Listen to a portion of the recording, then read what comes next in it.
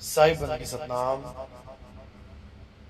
तो आज आपको वो भेद समझाए जाएंगे, वो भेद बताए जाएंगे जो इस हंस मुनि काल दूत ने आपके साथ षड्यंत्र किए हैं। आज वो सब समझाए जाएंगे। आज हर चीज खोल दी जाएगी जिससे आप ये निर्णय कर पाएंगे कि ये कितना शातिर कालदूत है।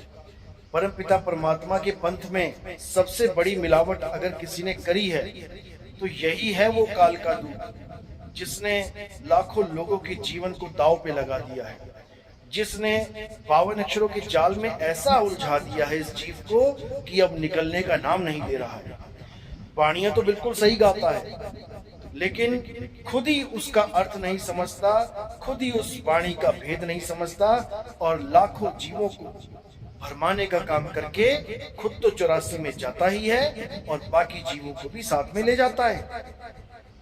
लेकिन जो मालिक का विवेकी हंस होगा, भले इसकी शरण में क्यों ना बैठा हो, अगर वो हमारे सत्संग को दिलो जान से सुन लेगा, अगर वो पक्षपात को छोड़कर सत्य को समझने की कोशिश करेगा, तो याद रखना मेरे भाई, एक भी मालिक का जीव हंस इस काल दूत के जाल में नहीं फंसेगा। लेकिन दुविधा क्या है कि लोगों को अपने शारीरिक सुख, अपनी दुकान मकान, अपने जितने भी दुनियावी पदार्थ हैं, उन पदार्थों का जो इसको लोभ दे दिया गया है जीव। इस हंस मुनि ने क्या किया है, भयंकर लोभ दे दिया, लालच दे दिया है कि मेरी शरण में रहेगा तो सब सुख मिलेंगे, मुझे छोड़ देगा तो काल खा जाएगा, बीमारियां लग जाएंगी, एक्सीडेंट हो जाएंगे। जबकि ये सब पहले से ही हो रहे हैं। इसके पास आने और इससे जाने की बात नहीं है, ये मुद्दा ही नहीं है, ये सबके हो रहे हैं।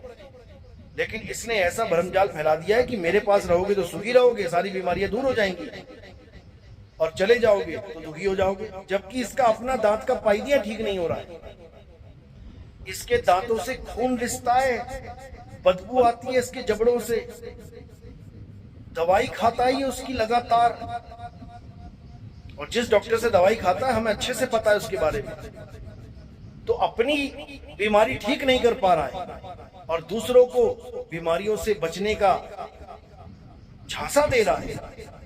तो मेरे भाइयों, अब इसके झांसे में नहीं आना है और अब सत्य असत्य का निर्णय करना है। निर्णय करोगे तब मुक्ति मिलेगी, नहीं तो नहीं मिलेगी, समझ लो। तो आज इसके और गुप्त से भी गुप्त वेद खोले जाएंगे, इसलिए एक एक शब्द को ध्यान से विवेक के द्वारा सुने। साहिब बंदगी सतनाम।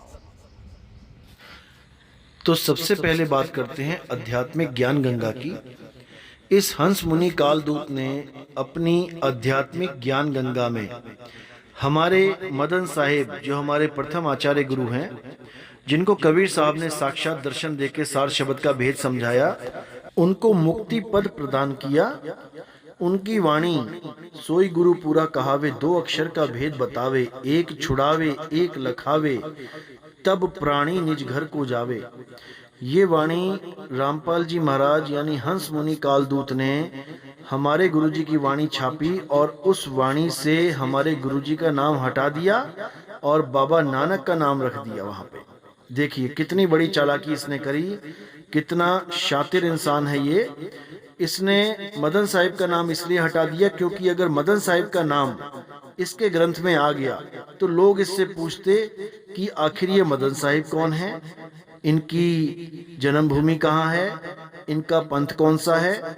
तो ये हंस मुनि ना चाहते हुए भी मदन साहिब के पंथ से उन लोगों को दूर नहीं रख सकता था, इसलिए इसने मदन साहिब का नाम ही गायब कर दिया और किसका नाम रख दिया, बाबा नानक का।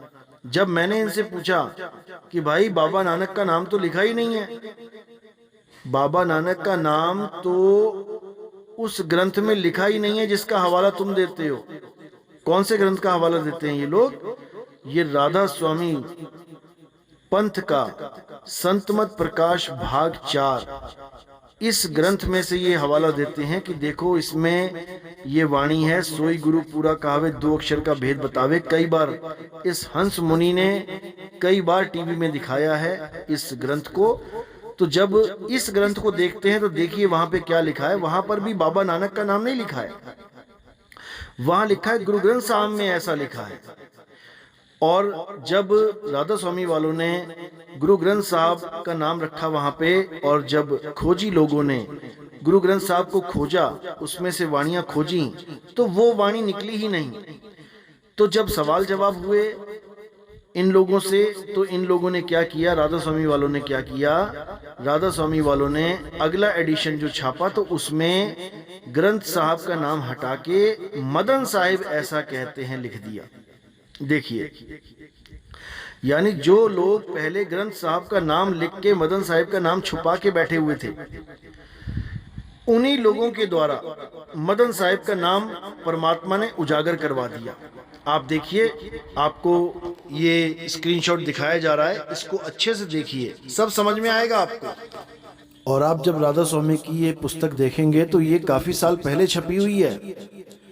और जब राधा स्वामी वालों से मैं 4-5 साल तक लगातार बार बार इनके आश्रमों में जाके, जो इनके गांव-गांव में आश्रम है, शहर शहर में आश्रम है, वहां जाके जब मैं यही बात करता था कि मदन साहिब कौन है, हमें बताइए मदन साहब कौन है, ये वाणी कहाँ लिखी है, तब जाके इन लोगों की नाक में दर्द हुआ और इन लोगों ने तब जाकर मदन साहिब का पूरा ग्रंथ छाप दिया। अब सोचो, जो ग्रंथ साहब का नाम लिखते हैं, मदन साहिब का नाम छुपाते हैं, और उसके बाद मदन साहिब का नाम लिखते हैं और पीछे लिखते हैं उसी पुस्तक में कि मदन साहिब के बारे में हमें कोई ज्ञान नहीं, कुछ पता नहीं।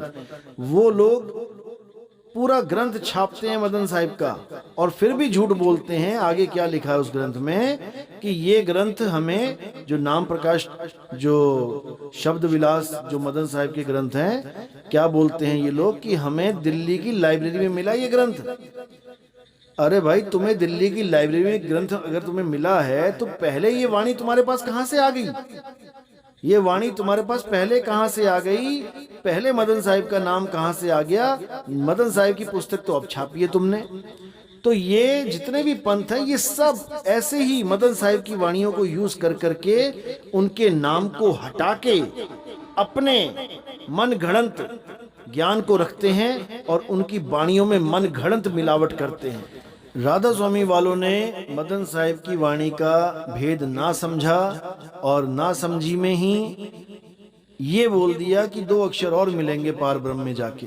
बताओ, अरे वाणी कह रही है सोई गुरु पूरा कहावे, 2 अक्षर का भेद बतावे। अभी बताएगा गुरु भेद, उसमें से एक छुड़वाएगा, अभी छुड़वाएगा, एक लखाएगा, अभी लखाएगा, अभी बताएगा उसके बारे में सब कुछ।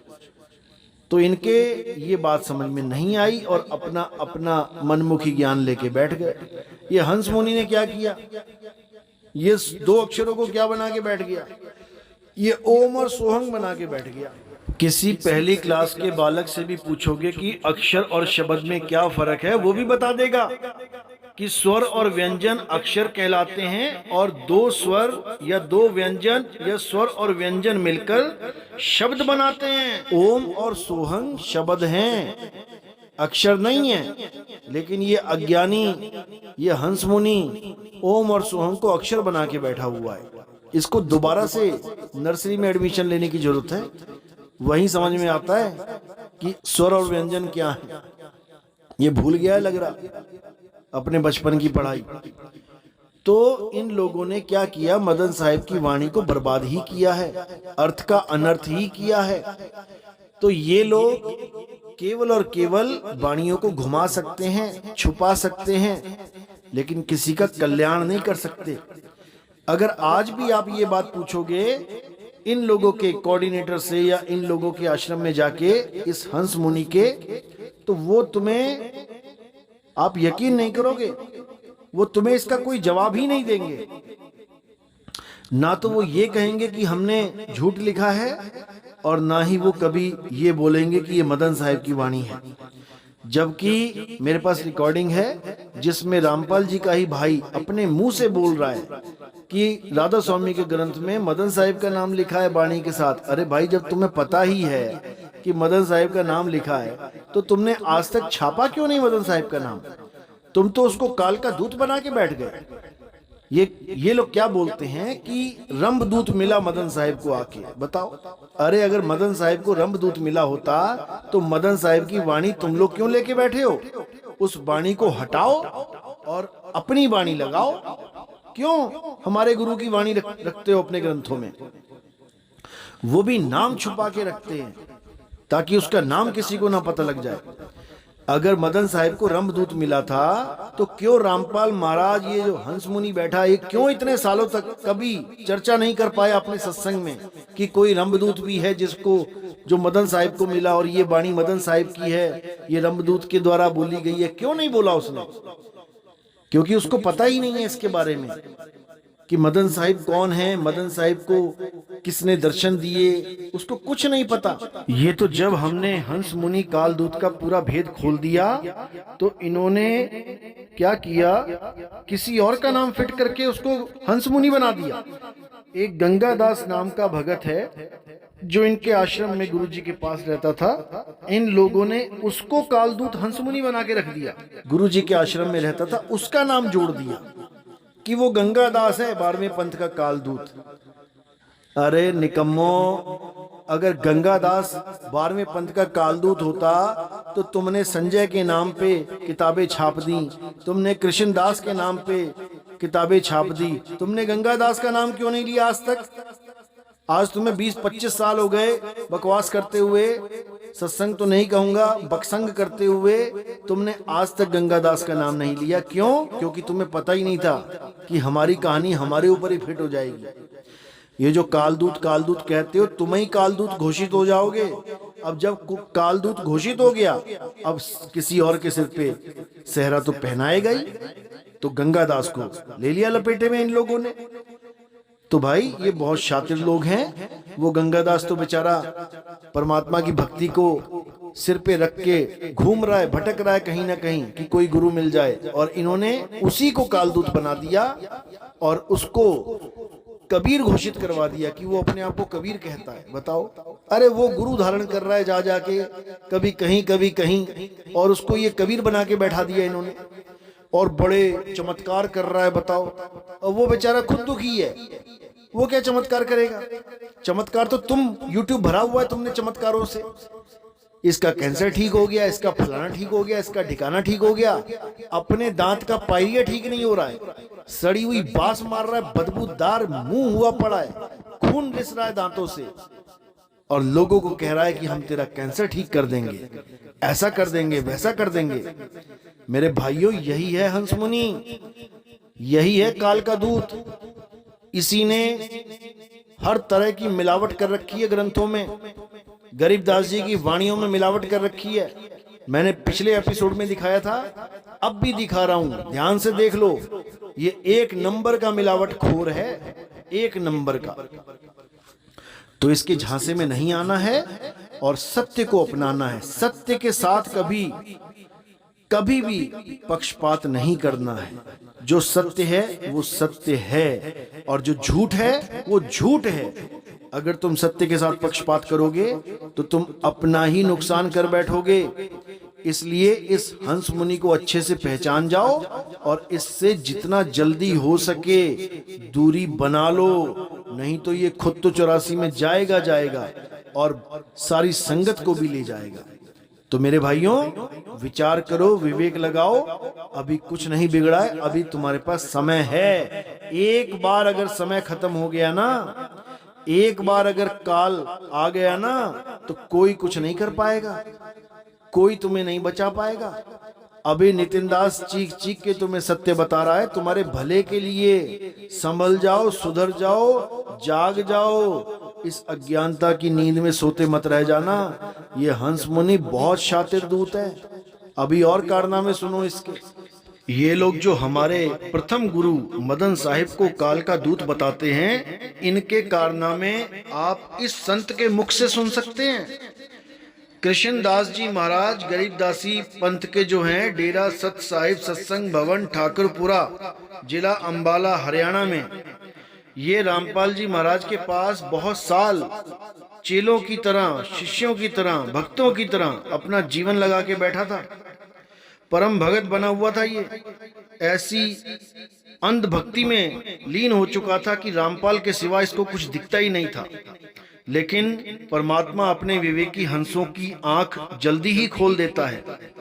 जब इसने रामपाल महाराज के कारनामे देखे तो इसने वहां से अपना रास्ता अलग कर लिया और इसने ये पूरी किताब बनाई है। इसमें पूरा विवरण दिया है कि कैसे कैसे महाराज के साथ कैसे कैसे इसने दिन बिताए और क्या क्या कारनामे महाराज ने किए। शैतान बनिया भगवान, ये आपको इंटरनेट पे मिल जाएगी, आप इसको जरूर पढ़ें और इस हंस मुनि कालदूत के कारनामों से अच्छी तरह वाकिफ हो जाएं ताकि आपका जीवन बर्बाद होने से बच जाए। हमारे गुरु को काल का दूत बोलने वाला खुद कितना बड़ा काल का दूत है, ये आप इस ग्रंथ को पढ़ के अच्छे से समझ जाएंगे।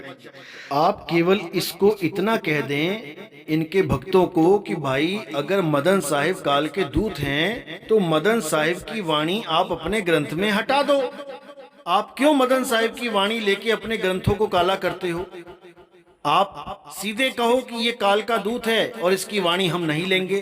अरे निकम्मो, वाणी भी तुम हमारे गुरु की लेते हो और उसको ही काल का दूत बोलते हो, इसीलिए जेल में धक्के खा रहे हो। इसीलिए तो भाई इन लोगों का कुछ बनने वाला नहीं है, ये ऐसे ही जेलों में धक्के खाएंगे। यहाँ इंसान की बनी जेल में धक्के खाएंगे और फिर काल की बनी 84 लाख की जेल में धक्के खाएंगे। इनका कभी भी निबेड़ा नहीं हो सकता। ये कभी काल के जाल से नहीं निकल सकते। काल के जाल से वही निकलेंगे जो परमात्मा के विवेकी हंस होंगे। इसलिए इस काल के दूत से प्रश्न करो कि मदन साहिब 2 अक्षरों का भेद बताते हैं तो तुम 3 नाम क्यों देते हो? वाणी कह रही है सोई गुरु पूरा कहावे 2 अक्षर का भेद बतावे, ठीक है 2 नाम तुम दे दो, ठीक है। अब तीसरे का तो जिक्र ही नहीं है। एक छुड़ावे एक लखावे तब प्राणी निज घर को जावे, तो तुम तीसरा नाम कैसे फिट कर देते हो? यही कबीर साहब कह रहे हैं, कहें कबीर अक्षर 2 भाख, होगा खसम तो लेगा राख। बताओ 3 कहां बोला? केवल 2 अक्षरों की बात करी है। यही कबीर साहब फिर कह रहे हैं 52 अक्षर लोक तरह सब कुछ इन्हीं माही, ये आखर खिर जाएंगे वो आखर इनमें नाही। यानी 52 अक्षर खिर जाएंगे, इसको गुरु छुड़वा देगा, एक छुड़ाए और वो अक्षर इनमें नहीं। जो अखंड अक्षर है वो इन 52 में नहीं आता, जिसको गुरु लखा देगा। एक छुड़ाए एक लखाए तब प्राणी निज घर को जाए। क्यों नहीं समझ में आता इस मोटी बुद्धि कालदूत के? खुद तो अपना जीवन बर्बाद कर ही रहा है और लाखों लोगों का भी जीवन बर्बाद करके चला जाएगा। इसका दोष इसके सिर पे इतना ज्यादा बढ़ जाएगा, इस पाप का भार, कि इसको 84 में भटकना पड़ेगा। इसकी हालत खराब हो जाएगी। और ये लोगों से जो चंदा इकट्ठा कर करके बड़े बड़े आश्रम बनाए हैं, एक भी आश्रम काम नहीं आएगा। जंगल में भटकना पड़ेगा, हिरण बन के और शेरों के मुंह में जाना पड़ेगा। अभी नहीं समझ में आ रहा है इस काल के दूत को, क्योंकि माया ने पर्दा डाल रखा है इसकी आंखों पे। लेकिन जल्दी ही सारे भक्तों की आंखों से पर्दा उठाने के लिए नितिन दास आ चुका है। अब हर भगत को सत्य से रूबरू करवा दिया जाएगा, हर भक्त को सत्य लखा दिया जाएगा, ताकि इस काल के दूत का जाल जल्द से जल्द काटा जा सके। तो अब मेरे भाइयों, इसकी नाम दीक्षा पे विचार करते हैं, क्योंकि इसको अक्षर और शब्द का तो ज्ञान ही नहीं है। ये 2 अक्षर को शब्द मान बैठा है। तो इसके नाम दीक्षा में जो कुछ भी ये देता है, इसको अच्छे से समझेंगे कि ये कैसे काल का दूत जीवों को भटकाता है। ये कबीर साहब की वाणियों से प्रमाणित करता है कि नाम दीक्षा 3 बार में दी जाती है। सच्चा गुरु वो है जो 3 बार में नाम दीक्षा प्रदान करे, जिसको ये गीता में से भी ओम तत् सत ये श्लोक दिखा के प्रमाणित करता है कि 3 बार में ही नाम दीक्षा दी जाती है और इन मंत्रों को जप के परमात्मा को प्रसन्न किया जा सकता है, परमात्मा को प्राप्त किया जा सकता है। तो इसके इन नकली मंत्रों का आज पूरा खुलासा करेंगे और आप सबको इतना विवेक दे देंगे कि आप इसके झूठ को पकड़ सको। ये क्या बोलता है कि सच्चा गुरु 3 बार में दीक्षा देता है। पहली बार में ओम कलियम हरियम करके मंत्र देगा, दूसरी बार में सतनाम देगा, तीसरी बार में जो असली नाम है वो दे देगा। यानी 3 बार में पूर्ण ज्ञान मिल जाएगा। लेकिन जब आप विचार करेंगे कि ये खुद ही 3 बार में बोल के लोगों को 4 बार में नाम दीक्षा दे रहा है, कैसे, आइए प्रमाणित करते हैं।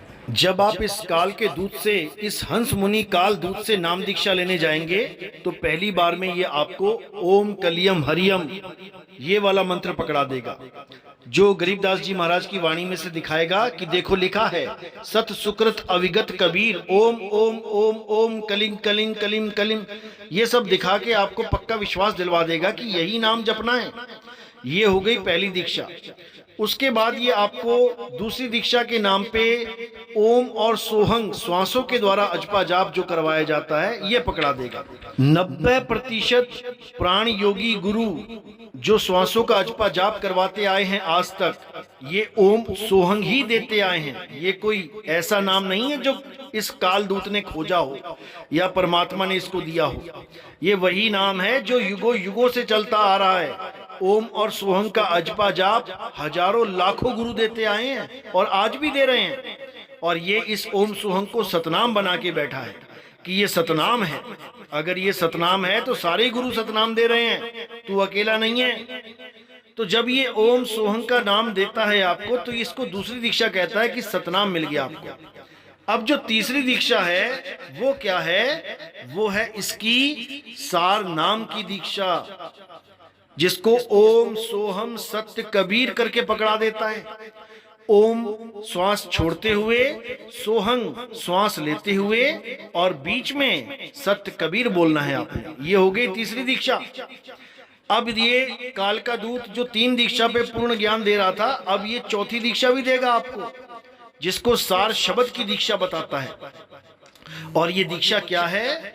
ओम सोहंग सत्य कबीरा। केवल आ का डंडा बढ़ा देगा। ये आ का डंडा लगा के 1 लाख रुपए का पाठ प्रकाश का संकल्प करवा देगा। 1 लाख रुपया दो हमें पाठ करवाने के लिए। और अगर गरीब आदमी है तो LIC की जैसे किस्तें भरी जाती हैं, वैसे ही तुम 1 लाख रुपया लोन लो, किसी से उधार लो ब्याज पे, और उसके बाद हमें किस्तों के रूप में पैसा दे सकते हो, या इकट्ठा हमें पैसा देके उसे किस्तें वापस कर सकते हो जिससे लोन लिया है। तो ऐसे ये काल के दूत अपना पैसा बनाने में लगे हुए हैं, ये धंधा कमाने में लगे हुए हैं। इन लोगों से कोई पूछने वाला नहीं कि आप 3 बार में नाम दान की बात करके चौथी बार में नाम क्यों दे रहे हो। अब कबीर साहब का वो 3 दीक्षा वाला ज्ञान कहाँ चला गया, जिसको कहते हैं प्रथमे शिष्य होवन जो आई, ताको पान दियो तुम भाई, जब देखो तुम दृढ़ता ज्ञाना, ताको कहो शब्द परवाना, शब्द माही जब निश्चय आवे, ताको ज्ञान अगाध सुनावे। अब ये अगाध ज्ञान के बाद ये चौथा ज्ञान कहाँ से आ गया? कोई पूछने वाला नहीं है। इसीलिए ये काल के दूत आगे से आगे फैलते ही जा रहे हैं, क्योंकि इनसे कोई सवाल करता ही नहीं है। लेकिन मेरे भाइयों, अब इनसे सवाल करना है, डंके की चोट पे सवाल करना है, और इनको मुंह की खानी ना पड़ जाए तो मेरा नाम बदल देना। ये बगले झांकते फिरेंगे, जमीन छोटी पड़ जाएगी इनको भागने के लिए। लेकिन तब जब आप इनसे सवाल करेंगे, सवाल करना सीखो मेरे भाइयों, सवाल करना सीखो। इनसे डंके की चोट पे सवाल करो, देखो ये क्या जवाब देते हैं, और फिर वो जवाब मुझे भेजो, मुझे व्हाट्सएप करो, रिकॉर्ड करो इनकी कॉल और मुझे भेजो। तब मैं दुनिया को दिखाऊंगा कि ये कैसे काल के दूत हैं, कितने शातिर दूत हैं। आप बिल्कुल चिंता ना करें, इस काल के दूत की जड़ें खत्म कर दी जाएंगी, जड़ें उखाड़ दी जाएंगी, इसके अज्ञान की पोल खोल दी जाएगी। कोई भगत, मालिक का कोई जीव अब इसके झांसे में नहीं फंसेगा। ये वादा है नितिन दास का। तो आगे देखिए ये क्या करता है, ये सत्य कबीरा जोड़ देता है, ओम सोहम सत्य कबीरा जोड़ देता है। और क्या दिखाता है, उस वाणी को भी देख लीजिए, जिस वाणी को दिखा के ये कहता है कि सार शब्द ओम सोहम सत्य कबीरा बन गया। देखिए वाणी क्या कहता है, आदि नाम के नाम पे सत्य कबीरा जोड़ देता है। तो देखिए ये वाणी दिखा के, आदि नाम है सत्य कबीरा, जो जन गहे छूटे भव पीरा। ये वाणी दिखा के ये साबित करता है कि ये आदि नाम क्या है, सत्य कबीरा ही आदि नाम है। जिसको ये कई सत्संगों में बोलता है कि सार शब्द हम भाख सुनाया और मूर्ख जीव समझ नहीं पाया, कि देखो मैंने भाग के बता दिया कि आदि नाम क्या है, सत्य कबीरा है, जो जन इसको गहेगा छूटे भव पीरा है। देखो इसकी बुद्धि इतनी चल सकती है कि ये केवल लिखा हुआ पढ़ के उसको समझ सके, लेकिन लिखा हुआ पढ़ के उसके भेद को जान पाए वो ये नहीं कर सकता। ये केवल लिखा पढ़ा गुरु है, ये पढ़ा लिखा गुरु नहीं है। जो पढ़ के समझ के उसको लिख दे, उसके भावों को लिख दे, ये वो गुरु नहीं है, क्योंकि ये केवल लिखी बात को ही पकड़ सकता है। अब देखिए आदि नाम है सत्य कबीरा, तो इसने पकड़ लिया, लेकिन दूसरी जगह लिखा है आदि नाम मुक्तामणि साचा, जो सुमिरे जीव सबसे बांचा। कि आदि नाम क्या है, मुक्तामणि साचा है, तो ये मुक्तामणि जपवाने लग जाए। अगर ये आदि नाम है सत्य कबीरा ना देख पाता तो ये पक्का मुक्तामणि, इस लाइन को पढ़ के मुक्तामणि जपवाने लग जाता। ये ओम सोहम मुक्तामणि, ओम सोहम मुक्तामणि, क्योंकि मोटी बुद्धि काल का दूत है, नहीं समझ पाता कि भेद क्या है वाणी का। तो वाणी कह रही है आदि नाम मुक्तामणि साचा, जो सुमिरै जीव सबसे बांचा।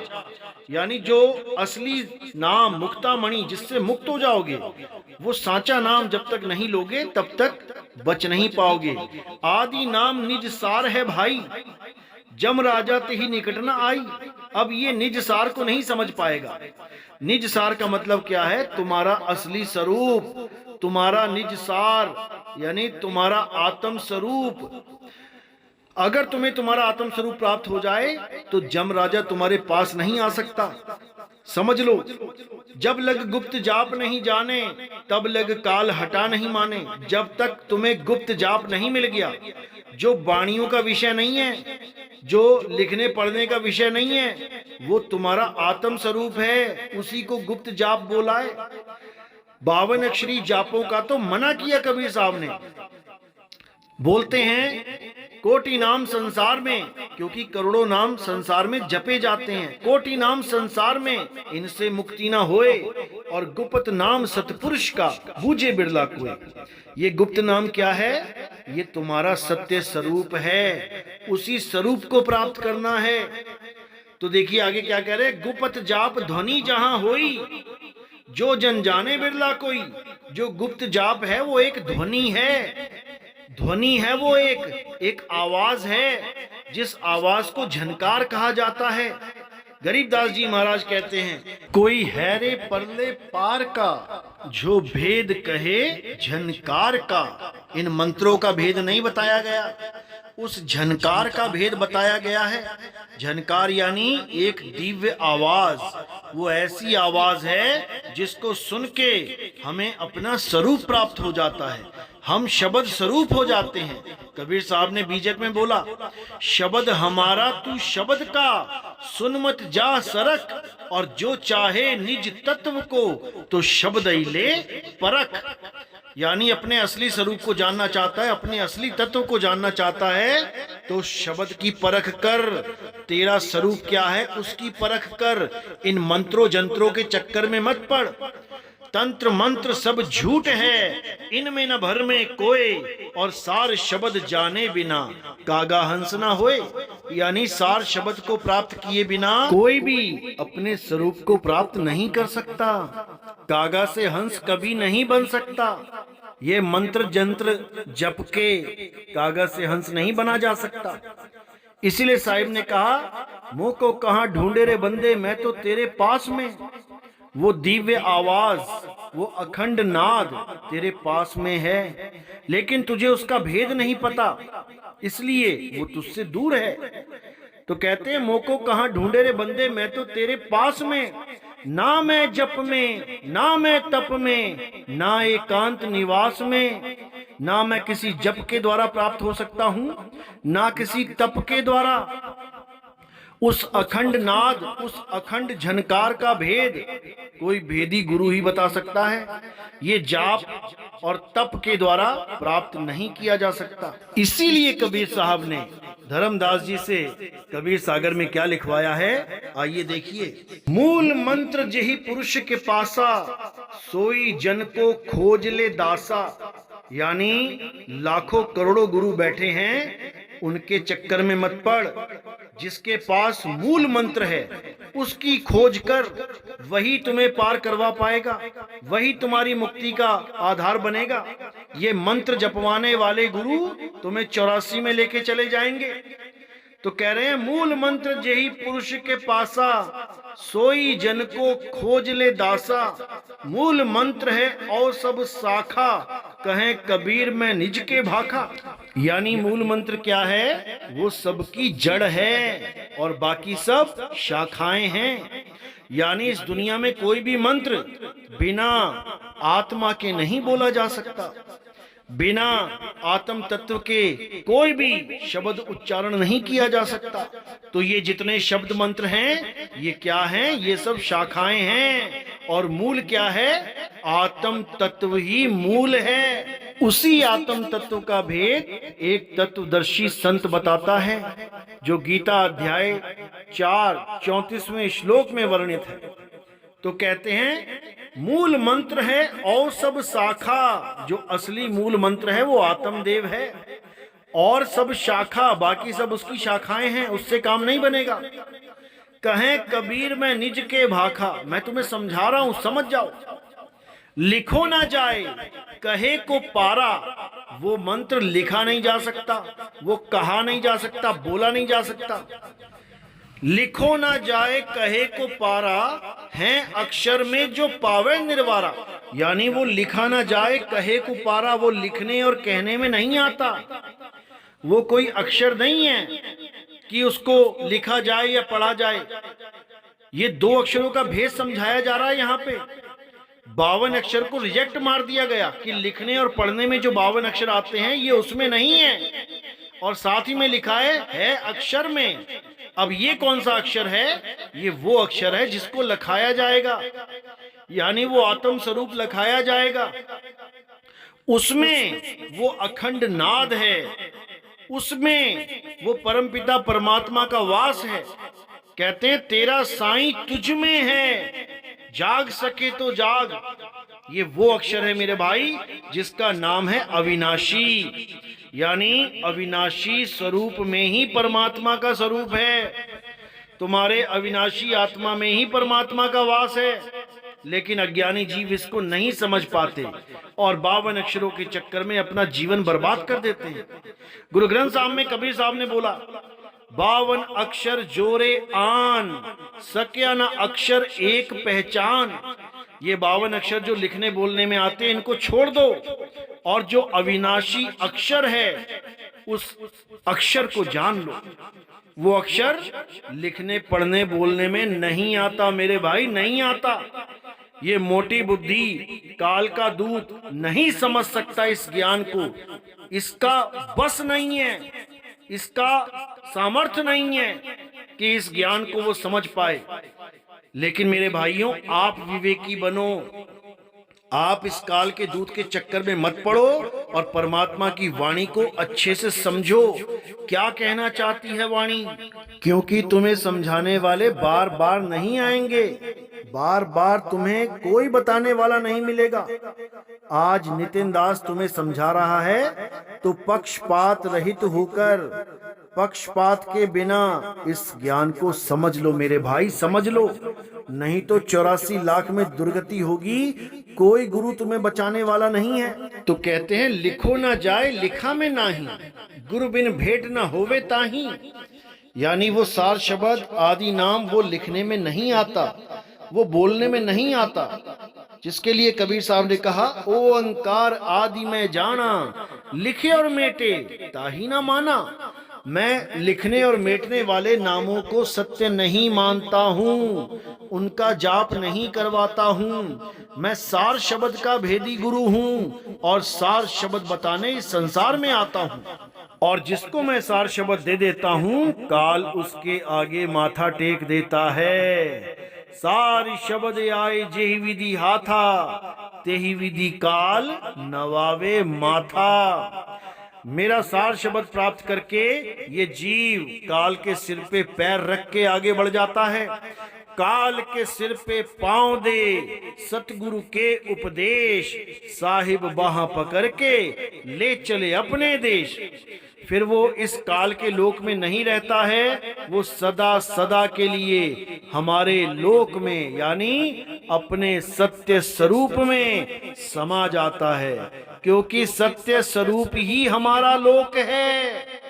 हमारा लोक कोई वो गांव ठाम नहीं है कि कोई गांव बसा हुआ है, झोपड़ियां हैं, महल है, दूध की नदियां हैं। ऐसा नहीं है भाई। देखिए गरीबदास जी क्या कहते हैं। गरीब सोहंग ऊपर और है, सत सुकृत एक नाम, सब हंसों का वंश है, सुन बस्ती नहीं गांव। कि भाई सत सुकृत जो एक नाम है जिसमें हम सबको समाना है, वो हमारा धाम है।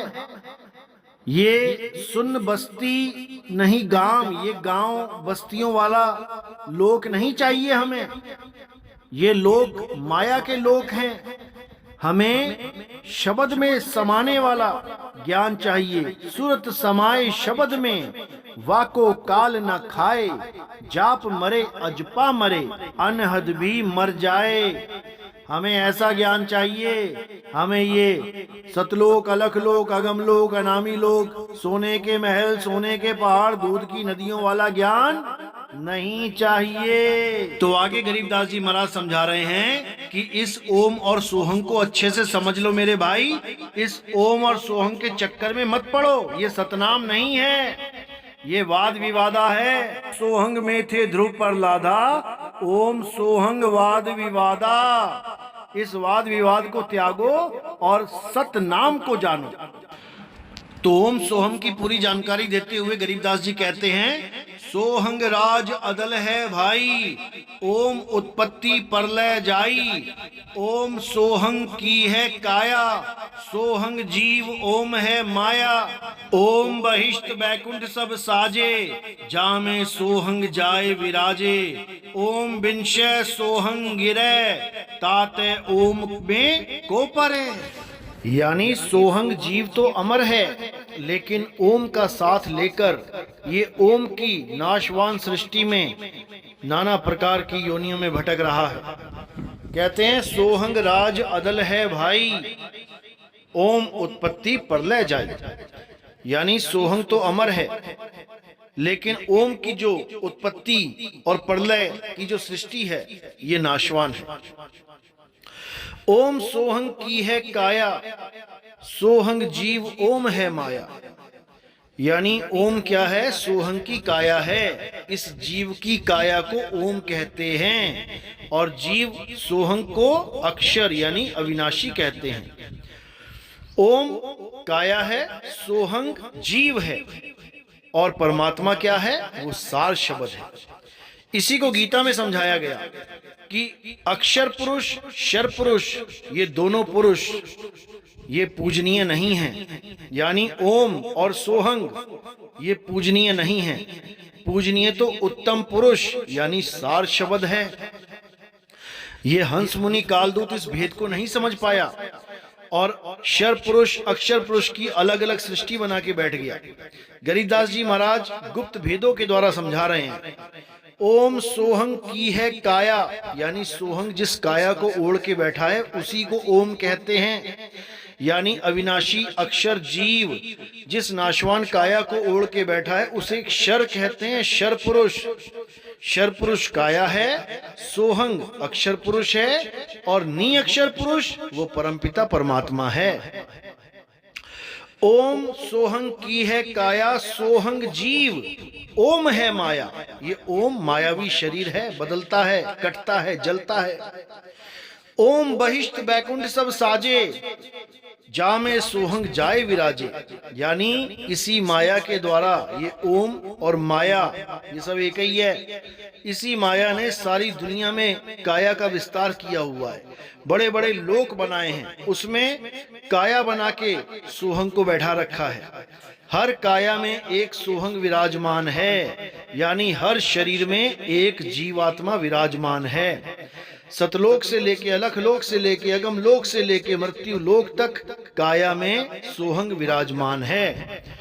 ओम सोहंग की है काया, सोहंग जीव ओम है माया। ओम बहिष्ठ बैकुंठ सब साजे, जामे सोहंग जाए विराजे। सतलोक में सतपुरुष बना के बैठा रखा है किसी को, उसमें भी जीव बैठा हुआ है। अलख लोक में अलख पुरुष बना के बैठा रखा है, उसमें भी एक सोहंग जीव है।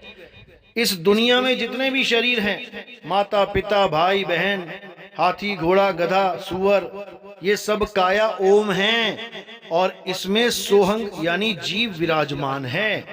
तो ओम और सोहंग क्या है? ओम काया है और सोहंग जीव है। लेकिन इस मोटी बुद्धि, इस हंस मुनि को ये बात समझ में नहीं आ सकती। क्यों? क्योंकि काल ने इसकी बुद्धि पे ताले मार रखे हैं। काल सबकी बुद्धि पे ताले जड़ देता है, इसीलिए ये काल के दूत कहलाते हैं, क्योंकि ये परमात्मा के संदेश को नहीं समझ सकते। देखिए गरीबदास जी महाराज ने कितना अच्छा समझाया। ओम बिंशे सोहंग गिरे, ताते ओम में को परे, यानी जब शरीर गिर जाता है, ओम बिंशे शरीर गिर गया तो क्या होगा? सोहंग भी गिर जाएगा। ओम बिंशे सोहंग गिरे, ताते ओम में को परे, यानी हम इस ओम में क्यों पड़े जाके? हम क्यों किसी शरीर की आस लगाएं? हम किसी शरीर की आस नहीं लगाएंगे। अब क्या करेंगे? ओम सोहम दोनों से परे उस नी अक्षर को जानेंगे, उस आदि नाम को जानेंगे, उस असली गैबी धुन को जानेंगे। वो गैबी धुन अगर हमें मिल गई तो समझ लो कि अब हमारा कल्याण हो जाएगा।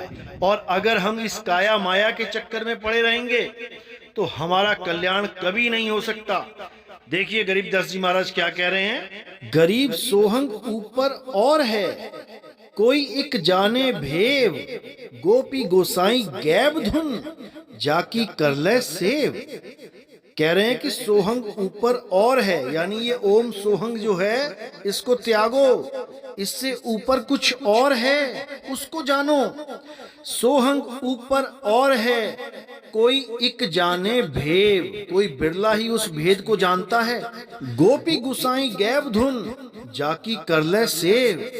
वो गोपनीय गुसाई यानी परमात्मा, वो गैब धुन यानी वो अनंत नाद, अनंत अखंड अविनाशी, वो अखंड धुन, उसकी सेवा कर ले, उसको ध्या ले, उसको समझ ले, उसी से मोक्ष होगा, उसी से मुक्ति होगी।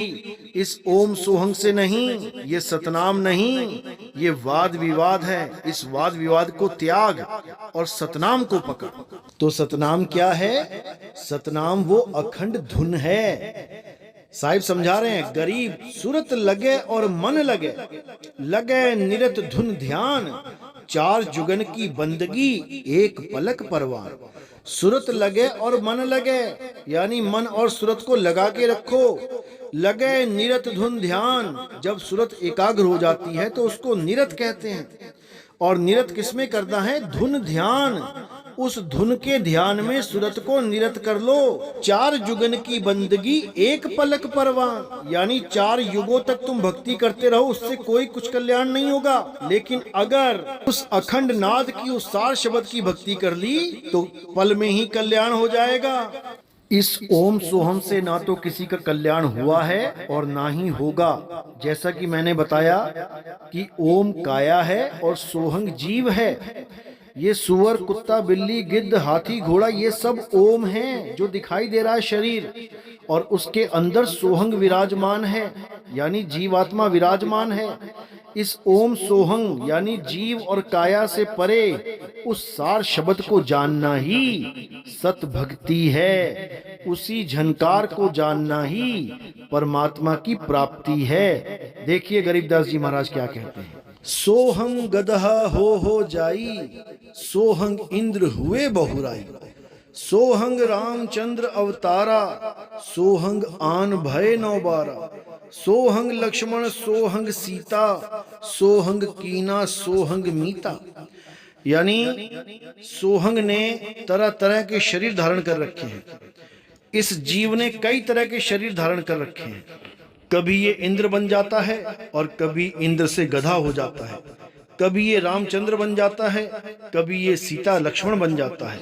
तो आगे कहते हैं सोहंग है 84 सिद्ध, सोहंग सूर गौ और गिद्ध, सोहंग सुर नर मुनिवर जान, सोहंग का है सकल जहान, सोहंग का है मुनवर मेल, ओम सोहंग का सब खेल। ये कालदूत हंस मुनि इन वाणियों को कभी नहीं समझ सकता। वाणी बिल्कुल स्पष्ट समझा रही है। क्या कह रही है वाणी? कि सोहंग है 84 सिद्ध। ये जितने भी सिद्ध बैठे हैं इनकी काया के अंदर सोहंग विराजमान है, जीव विराजमान है। सोहंग सूर गौ और गिद्ध, यानी काया रूपी सुअर गौ और गिद्ध के अंदर कौन है? सोहंग बैठा है, यानी ओम काया है और सोहंग जीव है। इसी का सब खेल है।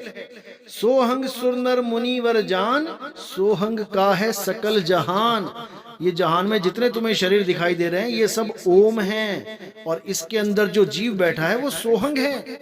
सोहंग का है मुनिवर मेल, ओम सोहंग का सब खेल। ये सारा खेला ओम और सोहंग का, यानी काया और जीव का है। काया नाशवान और जीव अविनाशी है, लेकिन दोनों में से कोई पूजनीय नहीं है। पूजनीय कौन है? इन दोनों से परे वो अजब धुन, वो गैबी धुन, वही पूजनीय है, वही परमात्मा है। तो आगे गरीबदास जी समझा रहे हैं सोहंग नारी सोहंग पुरुषा, सोहंग हिंदू सोहंग तुर्का, सोहंग कौम 36 जाति, ओम सोहंग की उत्पाती। यानी ये नारी पुरुष कौन है? ये काया रूपी ओम के अंदर सोहंग रूपी जीव हैं। इसीलिए ये संसार चल रहा है। काया का तो रूप रंग है, लेकिन जीव का कोई रूप रंग नहीं है।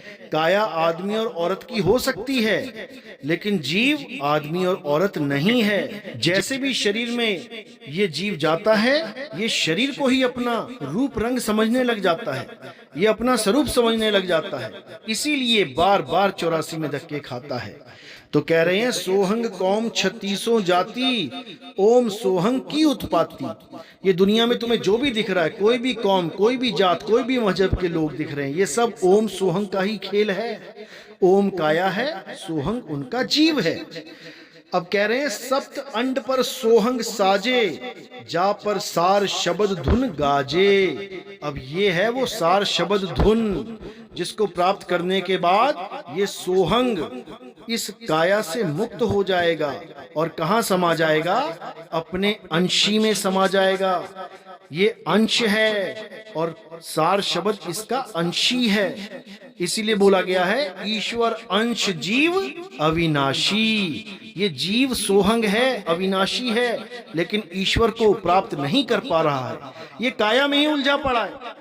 कभी राम जी को, कभी श्याम जी को, कभी हनुमान जी को, कभी सीता जी को, कभी लक्ष्मी जी को, कभी शेरावाली माता को, कभी किसी शरीर को, कभी किसी शरीर को पूजता ही जा रहा है। ये नहीं समझ पा रहा है कि ओम सोहंग के खेले में फंस गया है। अब ओम सोहंग के खेले से बाहर निकलना है, तब कल्याण होगा, नहीं तो नहीं हो पाएगा। तो सार शब्द का भेद इसी वाणी में समझा दिया कि सार शब्द कोई मंत्र नहीं है कि ओम सोहम सत्य कबीरा मंत्र जप रहे हो सार शब्द के नाम पे, मूर्खों। सार शब्द क्या है? एक धुन है, कोई हैरे परले पार का, जो भेद कहे झनकार का। सप्त अंड पर सोहंग साजे, जा पर सार शब्द धुन गाजे। अब ये सप्त अंड क्या हैं? कैसे सोहंग विराजमान है उस पे? ये सब एक भेदी गुरु समझाता है। ये भेदी गुरु बताता है कि वो सार शब्द कहाँ विराजमान है, और फिर ये जीव उसी सार शब्द में लीन हो जाता है, सदा सदा के लिए मुक्त हो जाता है। मंत्रों जंत्रों में नहीं फंसता, इस काया रूपी काल में नहीं फंसता। तो गरीबदास जी महाराज बिल्कुल स्पष्ट शब्दों में समझा रहे हैं, लेकिन इन काल के दूतों के समझ में नहीं आएगा। ओम काया मरी मरी जाए, सोहंग फिर गोते खाए, ओम मारे ओम मरे, सोहंग लख 84 फिरे। इन काल के दूतों को अगर आप ये वाणी पूछोगे, इनकी हालत खराब हो जाएगी समझाने में। गरीबदास जी महाराज बिल्कुल स्पष्ट कह रहे हैं कि ओम काया मरी मरी जाए, कि ओम कोई मंत्र नहीं, काया है तुम्हारी, और ओम जपने पर काया ही वापस मिल जाएगी, क्योंकि काया ही ओम है। ओम काया मरी मरी जाए, सोहंग फिर गोते खाए। अब सोहंग गोते खाएगा 84 में, और अगर कोई सोहंग सोहंग जप रहा है तो वो भी जीव को याद कर रहा है। जिसको याद करोगे उसी चीज की प्राप्ति होगी। जीव अवस्था में भक्ति करोगे तो जीव ही बने रह जाओगे, ओम की भक्ति करोगे तो काया ही मिलेगी। ओम मारे ओम मरे, सोहंग लख 84 फिरे, यानी काया को काया मारती है और जीव 84 में भटक जाता है। अब इन दोनों से परे उसको जानो जो सार शब्द है, जो परमपिता परमात्मा है, जो अखंड गैबी धुन है, उसको जानो। तो आगे गरीबदास जी समझा रहे हैं, रोम ही रोम अखंड धुनि ध्यान है, जाप अजपा को संत विचारे, सतगुरु संत मिले अविनाशी जी, आप तेरे औरों को तारे। यानी उस अखंड धुन के ध्यान में जब हम जीव मगन हो जाते हैं, उसमें रम जाते हैं, तो रोम रोम पुलकित हो जाता है। जाप अजपा को संत विचारे, ये कार्य केवल एक संत ही कर सकता है। जाप और अजपा में फर्क कर सकता है, नहीं तो सारी दुनिया अजपा को जाप बना के जप रही है। जाप का मतलब होता है 52 अक्षरी नाम को जपना, चाहे मुंह से जपो चाहे श्वासों में जपो। और अजपा का मतलब होता है जिसको जपा ही नहीं जा सकता, यानी वो केवल ध्यान का विषय है, उसको जपा नहीं जा सकता, उस अखंड नाद को जपा नहीं जा सकता, लेकिन उस अखंड धुन का ध्यान धरा जा सकता है। तो उस अखंड धुन का जो ध्यान धरेगा वही मुक्त होगा, और कोई मुक्ति का पद प्राप्त ही नहीं कर सकता। तो कहते हैं सतगुरु संत मिले अविनाशी जी, आप तेरे औरों को तारे। यानी जब तुम्हारे जीवन में शब्द भेदी सतगुरु आ जाएगा, जो मंत्रों को छुड़वा देगा और उस अखंड धुन को बता देगा, तब समझो कि अब तुम्हारे जीवन में वो संत, वो अविनाशी आ चुके हैं। अब तुम्हारा कल्याण होगा ही होगा, कोई तुम्हारा कल्याण होने से रोक नहीं सकता। तो ये तब होता है जब तुम्हारे जीवन में पूरा गुरु आता है। सोई गुरु पूरा कहावे, जो 2 अक्षर का भेद बतावे। 2 अक्षर का भेद बताने वाला ही पूर्ण गुरु है, और उन 2 अक्षरों में एक छुड़ावे एक लखावे, तब प्राणी निज घर को जावे। तुम अपने असली घर तभी पहुंच पाओगे जब तुम्हारे जीवन में सतगुरु आ जाएगा, और 2 अक्षरों का भेद बताने वाला ही सतगुरु होता है। वो तुम्हें दोनों प्रकार के अक्षरों का भेद बता के अविनाशी से जोड़ता है और नाशवान शब्दों से तोड़ता है। समझ जाओ मेरे भाइयों, इसको समझ जाओ। तो गरीबदास जी महाराज अपनी वाणी में समझाते हैं, गरीब जाते कू नर जान दे, रहते कूले राख, सत शब्द उर ध्यान धर, मुख से कूड़ न भाष। यानी जो चला गया उसको जाने दे, और जो बचा है उसको संभाल ले। ये जो समय इस काल दूत ने बर्बाद कर दिया है, इस हंस मुनि ने जो तुम्हारा अनमोल समय बर्बाद कर दिया मंत्र जाप में, इसको जाने दे, और जो बचा है इसको राख ले। जाते को नर जान दे, रहते कूले राख, सत शब्द उर ध्यान धर, मुख से कूड़ना भाष। यानी अब सच्चे शब्द का ध्यान धर, उस अखंड धुन का ध्यान धर। इस मुंह से निकलने वाले सारे झूठे नाम जो थूक लगने पर झूठे हैं, आप देखो जहां पर तुम्हारा थूक लग जाए, रोटी में, दाल में, चावल में, वो झूठा हो जाता है। तो क्या भगवान के नामों में झूठ नहीं लग रही है? क्या ये थूक के द्वारा नहीं बोले जा रहे हैं? ये सारे नाम थूकिया नाम है, थूकिया। इन थूकिया नामों को त्याग और उस निर्मल नाम को जान, सत शब्द को जान। वो अखंड ध्यान है, अखंड धुन है। सत शब्द उर ध्यान धर, मुख से कूड़ना भाष, ये कूड़ा मत निकाल मुंह से, ये अपवित्र नाम मत निकाल मुंह से, ये थूक लगे नाम मत निकाल मुंह से, और उस नाम को जान जो निर्मल है, जिसको थूक छू नहीं सकता। गरीब निर्वाण के नाम से हिलमिल रहना हंस, उर में करिए आरती कदी न डूबे वंश।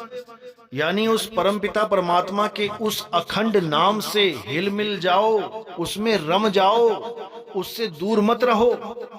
उर में कीजिए आरती, अपने हृदय में उसकी आरती कीजिए।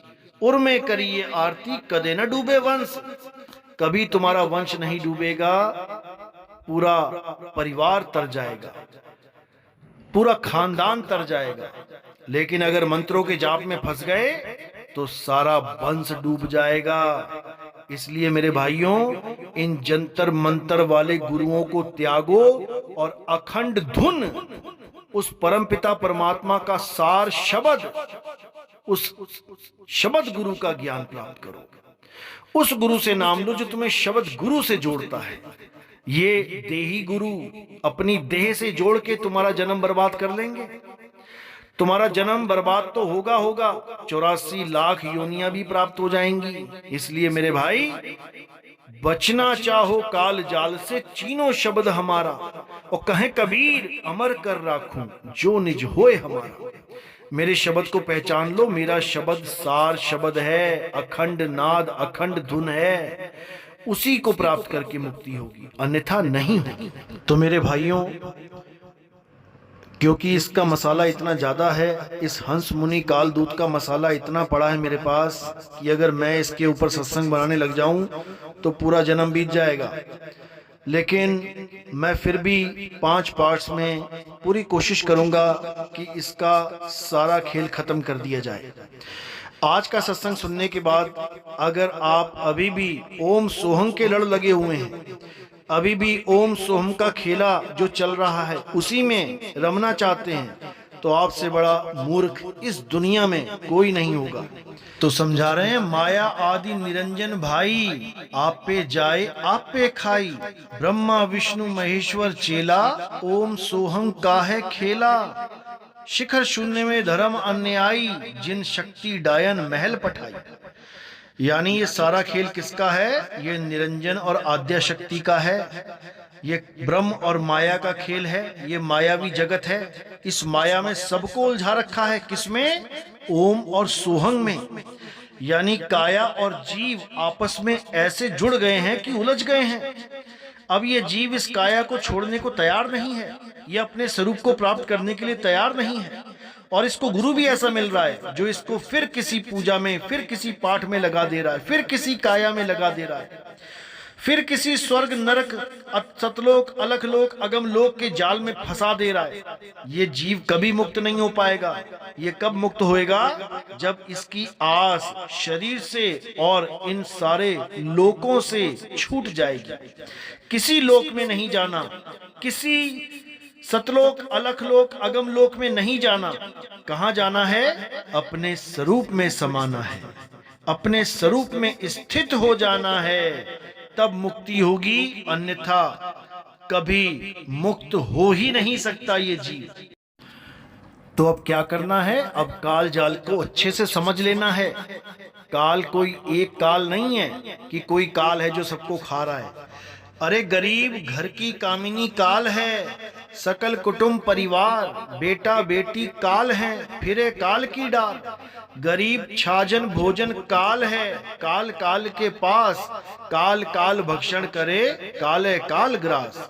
गरीब ससुरे साले काल हैं, साड़ू समधी साख, गोत नात सब काल हैं, सब ही के मुख राख। यानी ये सब काल का ही रूप है मेरे भाई।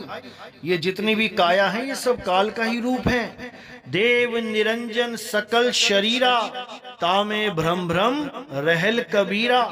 ये माँ बेटा बाप भाई बहन अड़ोसी पड़ोसी राजा रानी, ये सब नाते रिश्ते, ये सब काल भगवानी तुम्हारे मामा दादा चाचा बन के बैठा हुआ है। ये तुम नहीं जान पाओगे। ये शरीर ही काल है, क्षर पुरुष है, और उसमें जो जीव है वो सोहंग फंसा हुआ है 84 में। तो उस सोहंग की मुक्ति के लिए सार शब्द को जानो, सार शब्द की भक्ति करो। तो कह रहे हैं गरीब तीनों देवा काल हैं, ब्रह्मा विष्णु महेश, भूले चूके समझियो सब काहू उपदेश। गरीब जंत्र मंत्र काल है, ये जितने जंत्र मंत्र जो तुम जप रहे हो ये सब काल हैं, तुम्हारा सत्यानाश कर देंगे।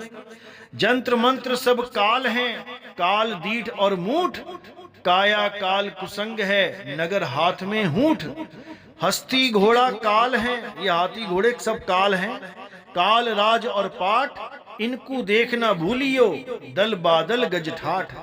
ये सब काल का ही दल है, काल का ही खेल है। इस काल के जाल से, इन शरीरों के जाल से बाहर निकल जाओ। गलती से मत सोचना कि परमात्मा कोई शरीर है, कि कोई सतलोक में शरीर बैठा है वो परमात्मा है। वो काल का ही जाल है, ये काल का ही जाल है। गरीबदास जी कहते हैं जहां तुम्हें मैं ले जाऊंगा वहां शरीरों का कोई काम ही नहीं है, वहां भगवान है ही नहीं। देखो क्या कहते हैं, जहां ओंकार निरंजन नाही, ब्रह्मा विष्णु वेद नहीं जाही, जहां करता नहीं जान भगवाना, काया माया पिंड न प्राणा। जहां तुम्हें मैं लेके जाऊंगा, जिस स्वरूप में मैं तुम्हें स्थित करूंगा, जिस सत्य में तुम्हें रमण करवाया जाएगा, वहां पर ओंकार निरंजन नाही, ब्रह्मा विष्णु वेद भी नहीं, वहां कर्ता भगवान नहीं है कोई, और काया माया पिंड न प्राण वहां कोई। वहां काया और माया का खेल ही नहीं है, वहां कोई शरीर नहीं दिखाई देगा तुम्हें कि वो राजा की तरह बैठा है और वहां पे चवर करोगे जाके, नहीं करोगे, नहीं बैठा वहां कोई राजा की तरह। समझो बात को, वहां काया माया का खेल ही नहीं है। पांच तत्व तीनों गुण नाही, जोरा काल दीप नहीं जाही, अमर करूं सतलोक पठाऊं, ताते बंदी छोड़ कहाऊं। ऐसा अमर कर दूंगा, सतलोक पठा दूंगा कि इस काया माया की दौड़ से ही बाहर निकल जाओगे। ना काया होगी और ना ही माया होगी। समझो मेरे भाई, समझो। तो मालिक से यही अरदास करूंगा कि आपको मेरी बात अच्छे से समझ में आ जाए, और जो खोजी विवेकी हंस हैं, जो नए नए अभी इस हंस मुनि काल दूत से जुड़ रहे हैं, वो सवाल दागो, ये सवाल पूछो उनसे, और देखो कैसे मुंह छुपा के भागते फिरेंगे। ये काल के दूत अब नहीं टिक पाएंगे इस मैदान में, क्योंकि मैंने ये प्रण ले लिया है कि इनका जितना भी अज्ञान है उसकी जड़ खोद दी जाएगी। अब ये काम होके रहेगा, बहुत हो गया, ये अज्ञान का राज बहुत हो गया। अब ज्ञान आएगा, बीसम बीसा आएगा, देखते जाओ। तो आगे के सत्संग बहुत जल्दी भेजे जाएंगे, तब तक आप इसको अच्छे से श्रवण करो, और जो 5 पार्ट बनेंगे उसमें इस हंस मुनि की जड़ उखाड़ दी जाएगी, इसका पूरा अज्ञान खत्म कर दिया जाएगा। आप बिल्कुल चिंता ना करें। तो आज का सत्संग यहीं समाप्त करते हैं, फिर अगले सत्संग में मिलेंगे। साहिब बंदगी सतनाम।